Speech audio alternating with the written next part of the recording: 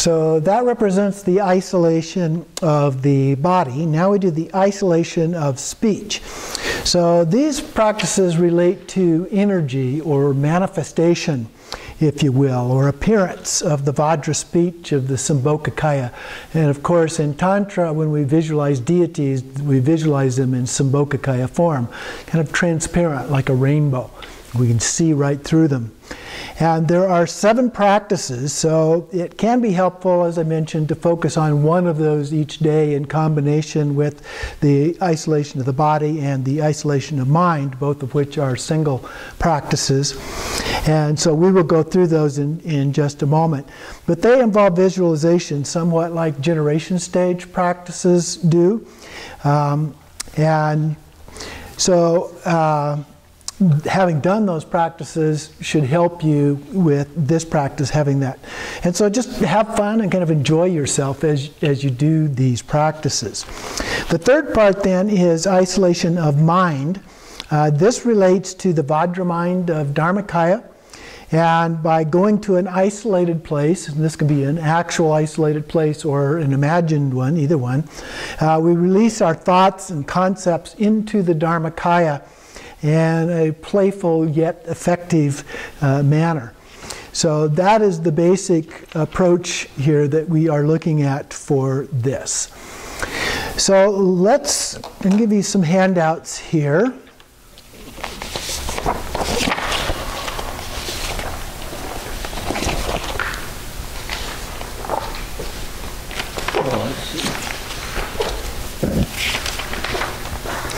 To show how these are put together in the actual practice. So as we have done previously, we began by setting our intention, our altruistic intention to benefit all beings, or any other personal intention that you have for this particular session. And then we do the brief preliminary practice, Nundo practice. And then we do purification, 9-round breathing. And then we do the isolation of body. And it begins with the purification. All Buddhas, Bodhisattvas, gurus, etc., from all directions and the 3 times dissolve into you, clearing away all illnesses, evil spirits, obscurations, habitual tendencies, and material aggregates, and you expand into the nature of all-pervasive space and remain in meditative equipoise. So it's like a form of shamatha at this point. We just let them dissolve into us with the visualization, and then everything just dissolves into space. Then we do the Vajra pose, which is what I was just showing you. With the palms above the head, the elbows out, heels together, toes pointed out. And we bend our knees out and imagine that you've been transformed into a blazing blue 3-pronged Vajra. And it's like a rainbow in the sky.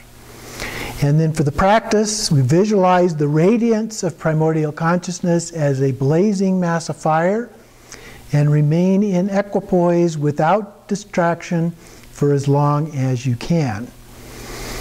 And literally, you're supposed to do this until you fall over, as I mentioned. You can alternate between standing and lying down or sitting.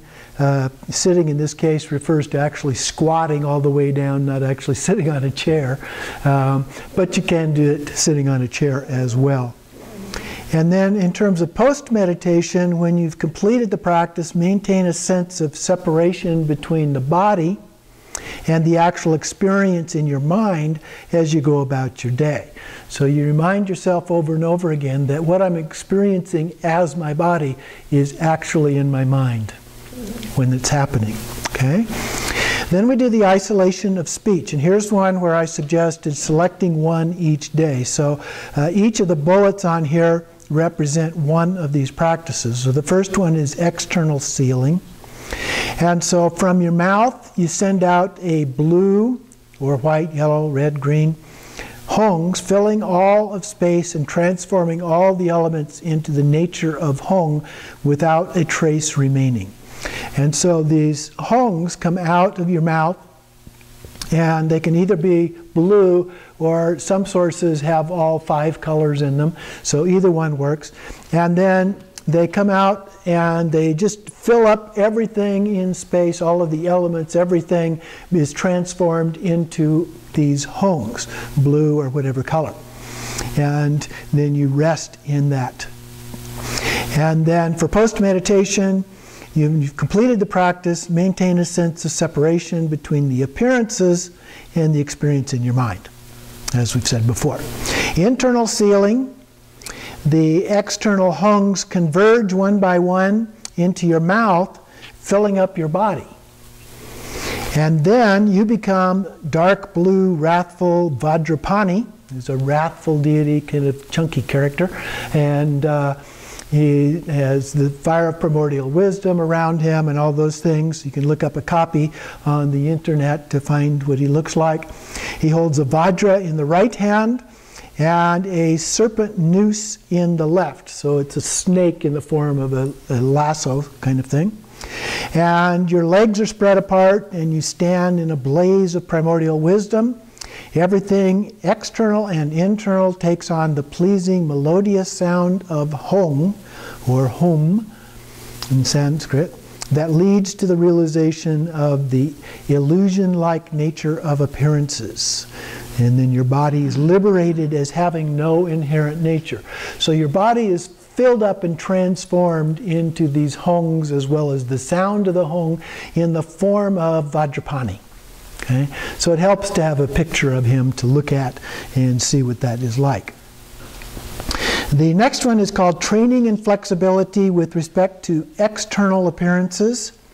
Here from your mouth, a blue hong, 1 cubit in length, an arm's length, shoots forth, striking every physical object and thoroughly penetrating each one and transforming everything into empty space as you recite hong powerfully and harshly, and then rest without any focus. So in this one, the hongs shoot out.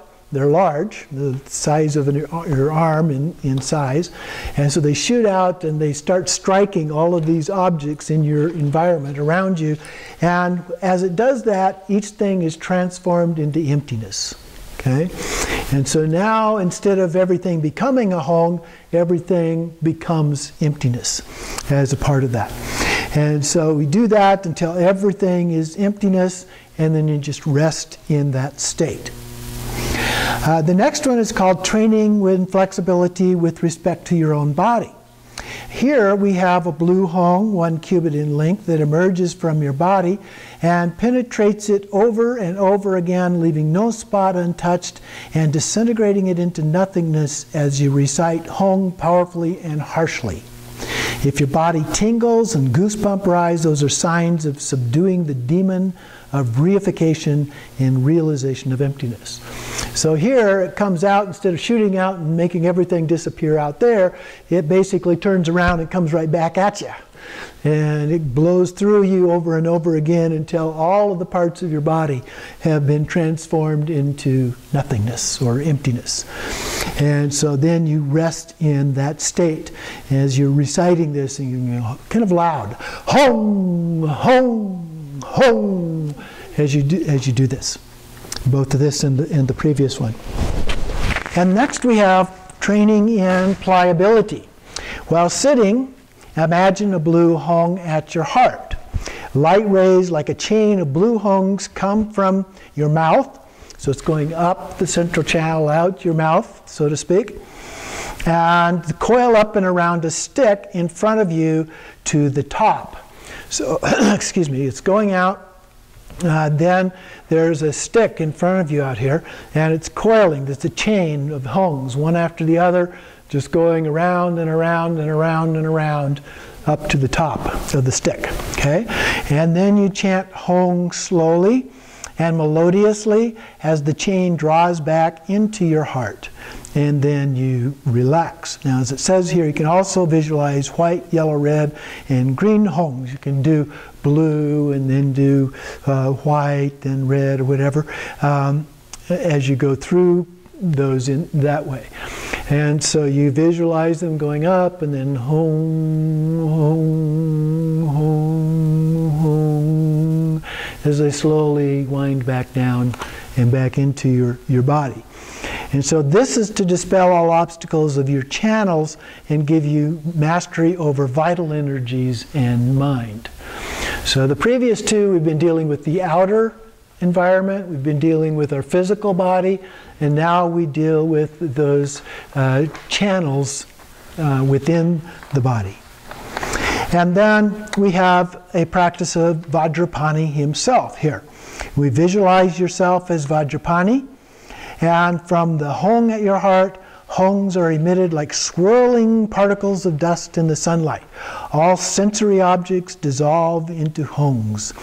Draw them back in, filling up your body as it grows, filling all of space. And again, we can do them with the different colors.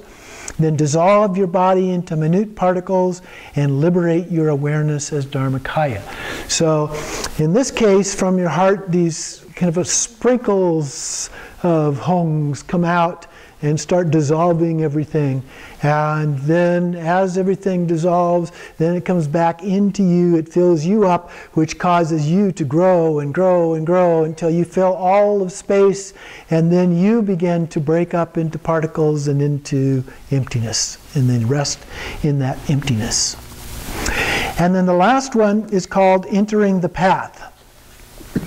Here we visualize the body as a blazing white hong above the ground, moving in one direction then another, gradually moving through all 6 realms. So through the hell realm, the hungry ghost realm, the animal realm, the human realm, jealous God realm, and the God realm. Going through all 6 realms. Then, like an arrow, you go to Abhirati in the east, Srimat in the south, Sukhavati in the west, Karma Purana in the north, and Gana Vyuha in the center. These are the different realms of the 5 Buddha families. And seeing the 5 Buddha families, you receive teachings and empowerments, all while reciting Hong slowly and melodiously. This allows the final purification of the Buddha fields, and your speech will become Vajra speech. And remember, these are the practices for turning your speech into the speech of a Buddha, a Vajra speech. And so in this particular case, we have the white hong above the ground, and it slowly moves from one realm to another realm to another realm, and basically purifying all of those realms. And then it goes around from that. We see the 5 Buddha families, we receive the teachings as a part of it, the empowerments and so forth, and we're saying Hom, Hom, Hom.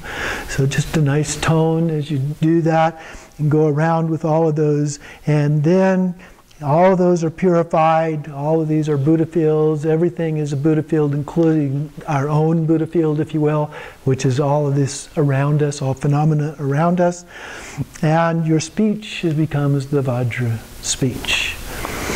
So that is, those are the practices for the isolation of speech. Then the last one is isolation of mind. In this one, we enter into your own innate stability. So here we're told to go to a remote place. Now you can do this again in your own mind. You can imagine this remote place. But it is helpful if you have some place that you can go and do this. Settle in the natural state, the stillness of body, speech, and mind. And then remain in that state for a while. It says for a long time. And then experience Dharmakaya free of activity. So you just letting go of everything, resting in emptiness, and so you just experience that emptiness. And then you sit in meditative equipoise, gaze 6 feet in front of you with a sense of limitless consciousness. There's a sense of kind of spaciousness that comes with this when you think about Dharmakaya, because there's no bounds, there's no limits. And so it goes without end, if you will. And then stand with your feet apart. Point your right hand at the sky with a threatening gesture, which in Tibetan is like this with the 2 fingers out. Okay, so you point at the sky with this threatening gesture and shout, "Ha! Ha!" as you point up at the sky. Then you reach out with your left hand the same gesture, the pointing fingers, and it's he, okay? And then you rest again without focus. So this will empower you with great confidence in awareness of reality itself. So you rest in this state of just without thoughts, just in this emptiness, this really, really nice thing. And you stand up on your feet and you the ha and the he, which then, in contrast to what you've been doing, really strikes that difference. And then you sit down again and rest. And so that's how you begin to get this confidence in the idea of awareness itself without all of the noise that goes on day to day in our lives. Even though it is going on, it doesn't mean it goes away, but we're able to connect with that heart essence and remain connected with it in spite of all the other stuff that is going on.